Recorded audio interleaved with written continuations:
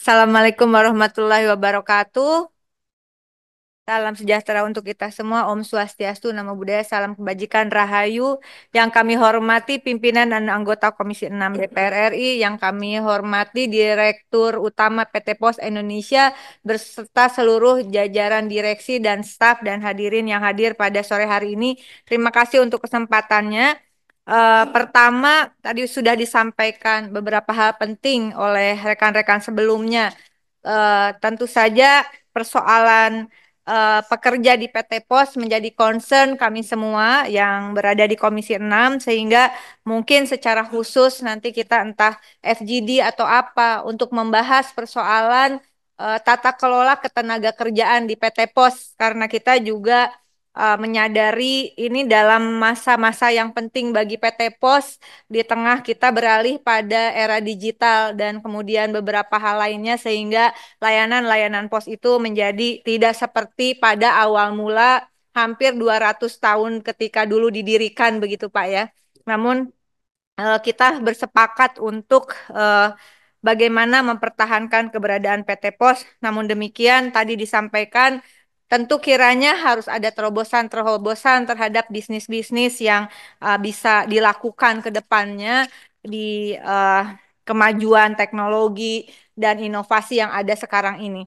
Namun demikian saya kira eh, kalau saya bersepakat agar ada perubahan pimpinan ini juga penting, karena ada atau tidak di dalam Perpres, PT Pos itu eh, Prof sudah melakukan penyaluran bansos dan sebagainya. Sehingga ini membutuhkan dukungan kuat landasan hukumnya seperti di sini, yaitu perubahan Perpres 63 tahun 2017 tentang penyaluran PKH dan sembako yang saat ini hanya diberikan untuk himbara. Kalau bisa memang ditambahkan, bukan kalau bisa, sebaiknya memang ditambahkan PT Pos karena pada kenyataannya sudah menyalurkan, termasuk juga beberapa dokumen penting juga pada masa pemilu begitu. Sehingga ketika masuk di dalam Perpres ini, urusan nagih ini nyangkut Prof. Sekarang berapa tadi? Ah, cepet ya kalau mau nagih langsung apa? Enggak, bukan di Kemensos, tapi ya, tapi tidak bisa PT Pos langsung menagih karena PT Pos tidak ada di Perpres. Sehingga urusan tagih menagih ini PT Pos harus em, setidaknya via mereka yang diamanatkan Perpres. Himbara. Tapi yang nyalurkan kan sebenarnya PT Pos gitu. Mudah, ya.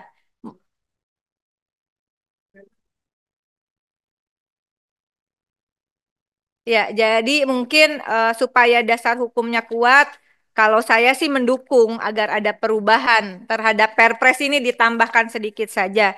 Yang kedua, kemudian mendorong peningkatan kewajiban menyelenggarakan LPU di seluruh kecamatan. LPU singkatan dari apa, Pak? Umum ya. Layanan pos. Eh, yang seperti apa namanya, Bank Pos itu yang layanan pos universal ini tadi kan beberapa seperti Pak Hairon mengatakan juga diperlukan begitu manakala bekerja dengan BPJS. Ini memang menurut kami perlu perlu supaya tidak semua juga yang melayani pelayanan umum seperti mungkin di daerah-daerah tertentu kan agak sulit kalau harus bangun kantor BPJS misalnya. Kalau ini bisa dikerjasamakan dengan pos, itu akan lebih baik. Sehingga dengan demikian, mohon dukungannya saya juga dari pimpinan dan anggota lainnya. Namun demikian, catatannya adalah eh, di direksi yang lama sebetulnya kami memperjuangkan agar ini ada kerjasama antara PT Pos dengan BPJS begitu. Kurang lebih perjuangan kami saat itu berhasil lah. Namun kami mendengar informasi bahwa itu di apa ya namanya, bekerja sama dengan pihak lain pada bulan pada 29 Juli 2020, bukan pada masa kepemimpinan direksi yang sekarang, itu ada joint operation antara PT Pos dengan Koperasi Simpan Pinjam Nusantara. Pertanyaannya, apakah masih berlanjut kerjasama tersebut? Dan karena ini direksi yang baru, saya kira pegawai pos banyak begitu. Tapi kalau apa yang bisa dikerjakan oleh PT Pos, kerjakanlah sendiri. Tidak perlu disubkonkan begitu, Pak. Ya, karena ini juga penting supaya pekerja itu ada pekerjaannya. Bapak mecat nggak bisa, tapi bisnis kurang begitu. Sehingga mungkin, salah ngomong lagi, bukan mungkin. Evaluasi, Pak. Kerjasama dengan pihak-pihak ketiga termasuk tadi Pak Dharma disampaikan dengan konsultan-konsultan. Ini penghematan, Pak. Ini lagi gerakan penghematan nasional. Kami butuh catatan tertulis, jawaban tertulis, kerjasama dengan pihak-pihak ketiga dan bagaimana mekanismenya, apakah secara penunjukan langsung atau tidak. Yang berikutnya adalah antara berkaitan dan tidak berkaitan langsung dengan PT Pos, tetapi jujur saja pimpinan, Bang Andre dan juga Prof dan Pak Adi, saya kebingungan akan menyampaikan ini di forum apa begitu. Tetapi ini sesuatu yang mendesak, Bang Andre. Bang Andre, ini sesuatu yang mendesak ya. Karena saya saya kira kita semua Komisi 6 sangat memahami bahwa terkait tadi kan disampaikan PT Pos ini juga menyalurkan dana pensiun PNS TNI Polri kurang lebih nomor 2 setelah BRI ya Pak ya, yang dilayani hampir 1 juta orang oleh PT Pos, sekitar 900.000 lebih. Nah, ini terkait dana pensiun. Mudah-mudahan masih ada media di sini. Pada tanggal 7 Februari 2025, Kementerian Keuangan rapat dengan Komisi 11 dan menyampaikan berencana mengambil alih tugas pembayaran pensiun yang sebelumnya dilakukan oleh Taspen dan Asabri. Nanti ujungnya tuh yang nyalurin selama ini adalah PT Pos.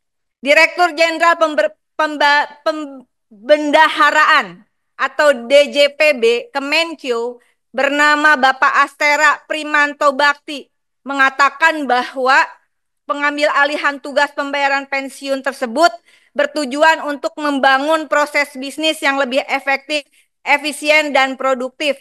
Proses verifikasi dan validasi data langsung dilakukan DJPB yang kemudian pembayaran disalurkan melalui mitra. Nah, Pak,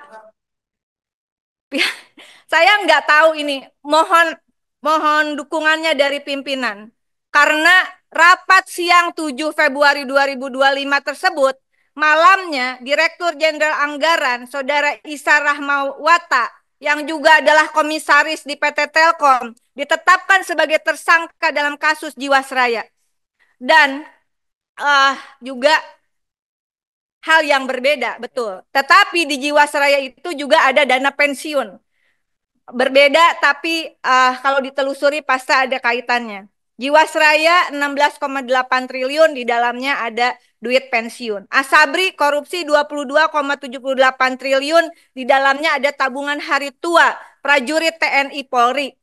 Ini mumpung presidennya kita adalah seorang prajurit TNI yang waktu penyelesaian Asabri kami sangat tahu dan berterima kasih Pak Prabowo ini, ingat ya Pak Andre, mengawal penuh supaya pensiunan tabungan hari tua bagi prajurit TNI Polri itu bisa tetap dibayarkan meskipun duitnya saya katakan dirampok atau dibegal oleh oknum-oknum yang bukan hanya nggak punya otak, nggak punya hati menurut saya. Nah, THT ini terakhir saya ingin menyampaikan. Kami ingin mengingatkan kepada semua pihak, termasuk juga PT Pos yang menyalurkan pensiun, bahwa dana tabungan hari tua ataupun dana pensiun ini kan sedang dibangun narasi bahwa dana pensiun membebani negara, bahwa pensiun itu membebani APBN. Mari kita sampaikan kepada publik bahwa dana pensiun itu betul dari APBN, tapi skema gaji. Dipotong gaji kita semua, termasuk PNS TNI Polri, termasuk DPR. Untuk Taspen itu 3,25%. Untuk Asabri 4,75%. Dan jika digabungkan dengan tabungan hari tua, PNS TNI Polri per bulannya dipotong 8%. Yang dari pemerintah itu hanya jaminan kecelakaan kerja, jaminan kematian. Yang dari murni APBN yang dikasih ke pegawai yang bukan gaji itu 0,96% untuk Taspen dan Asabri hanya 1,43%. Sisanya pensiun dan tabungan hari tua total 8% dari gaji PNS dan prajurit TNI Polri yang sebagian nanti disalurkan oleh PT Pos. Namun jika dihitung Pak Andre, laporan terakhir Januari, Taspen tabungan hari tuanya 149,53 triliun. Sementara Asabri uangnya prajurit TNI Polri itu yang dipotong dari gaji, bukan ditambahin tuh dari APBN, memang gaji mereka. Total per Januari itu kurang lebih 19,27 triliun. Kalau digabungkan 168,8 triliun. Sementara dana pensiun Taspen yang potongan per bulannya itu adalah 3,25% dari PNS, totalnya adalah sekarang Januari 250,77 triliun. Milik 1.487.453 peserta yang dipotong gajinya setiap bulan. Sementara Asabri itu total dana pensiunnya 29,18 triliun. Ya, ini milik 994.796. Situ ada nggak yang PT Pos? Dari jumlah tadi disebut itu. Ada. Saya nyalurin. 900.000 itu disalurkan oleh PT Pos. PT Pos. Kenapa? Ya alhamdulillah ya. Allah kasih jalan, ada pos dan kita harus merespon cepat.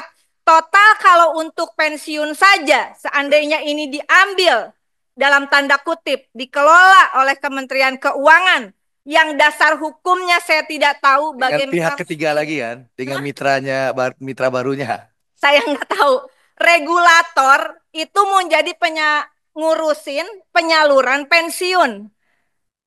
Saya nggak tahu ini apa karena panik, karena defisit anggaran, tapi janganlah potongan upah orang kerja. Ya, saya nggak tahu mau apa nih. Total pensiun 279,95 triliun, tabungan hari tua 168,8 triliun dari Taspen Asabri. Total duit potongan upah PNS TNI Polri itu 448,75 triliun. Mau ngapain ke Menq? Udah ada proses bisnis dan ingat, itu adalah asuransi sosial, dana amanah, bukan uang yang ditambahin untuk seolah-olah pensiun tuh kita dibagi, Pak. Ini BUMN juga kan dipotong kan? Sama PNS TNI Polri. Mungkin yang di atas PNS TNI Polri nggak butuh, tapi setidaknya kita memperjuangkan para PNS dan prajurit TNI Polri yang berada di garda terdepan pelayanan publik. Nah, demikian pimpinan, mudah-mudahan ini nanti di rapat berikutnya juga menjadi perhatian, karena seandainya ini kemudian juga melibatkan PT Pos kembali dengan baik, ini juga akan membantu untuk kelangsungan bisnis PT Pos ke depan dengan menambahkan keuntungan yang lebih baik. Demikian, saya mohon maaf, mungkin ini tidak terlalu tepat disampaikan di forum ini, tapi kita harus bergegas karena sudah dibahas di Komisi 11, begitu ya. Dan terakhir saya mengingatkan saudara-saudara yang bertugas di Kementerian Keuangan, bukan berarti saudara-saudara itu adalah pemilik uang Republik ini. Bukan. Jadi konstruksi untuk moneter dan fiskal kita rasanya jangan merasa itu duit lu pada lah istilahnya begitu. Itu adalah terutama untuk pensiun dan hari tua sekali lagi. Potongan upah para pekerja dan prajurit TNI Polri. Mohon dukungannya pimpinan dan anggota Komisi 6 dan seluruh rakyat Indonesia. Terima kasih. Wallahul muwaffiq ila aqwamit thoriq. Wassalamualaikum warahmatullahi wabarakatuh.